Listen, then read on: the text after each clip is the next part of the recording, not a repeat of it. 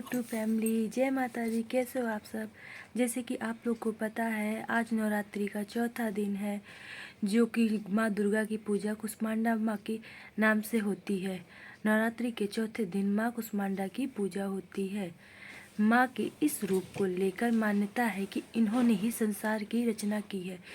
इन्हें दुखों को हारने वाली माँ कहा जाता है। सूर्य इनका निवास स्थान माना गया है, इसलिए माता के इस रूप के पीछे सूर्य का तेज दर्शाया गया है। इनके 8 हाथ हैं और सवारी शेर है। जब सृष्टि नहीं थी, चारों तरफ अंधकार ही अंधकार था, तब इस देवी ने अपने ईर्ष हास्य से ब्रह्मांड की रचना की थी। इसलिए इसे सृष्टि की आदि स्वरूपा या आदि शक्ति कहा गया है।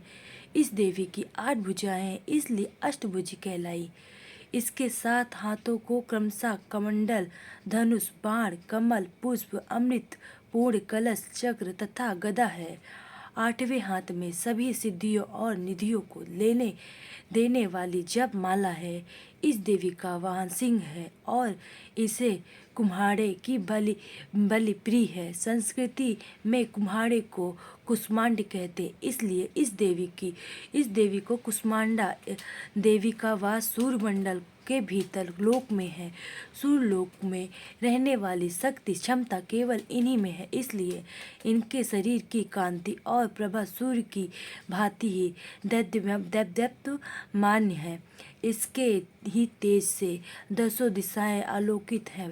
ब्रह्मांड की सभी वस्तुओं को प्राणियों में इन्हीं का तेज है। अंचल और पवित्र मन से नवरात्रि के चौथे दिन इस देवी की पूजा आराधना करनी चाहिए। इससे भक्तों को रोगों और शोकों का नाश होता है तथा उसे आयु, यश, बल और आरोग्य प्राप्त होता है। ये देवी अत्यल्प सेवा और भक्ति से ही प्रसन्न होकर आशीर्वाद देती है। सच्चे मन से पूजा करने वाले को सुगमता से परम पद प्राप्त होता है। कुष्मांडा का अर्थ होता है कुम्हांडा। माँ दुर्गा असुरों के अत्याचार से संसार में मुक्त करने के लिए कुष्मांडा अवतार में प्रकट हुई। पौराणिक मान्यताओं के अनुसार इन्हीं ने पूरे ब्रह्मांड की रचना की है।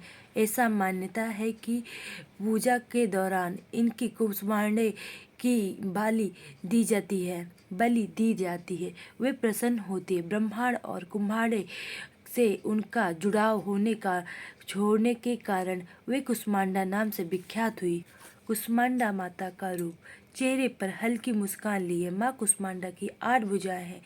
इसके साथ हाथों में क्रमशः कमंडल, धनुष, बाण, कमल, पुष्प, चक्र और गदा है।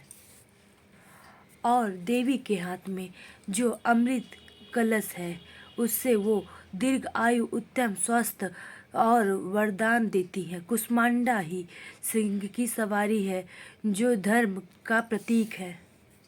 और माता का एक यह भी रूप है कि संतान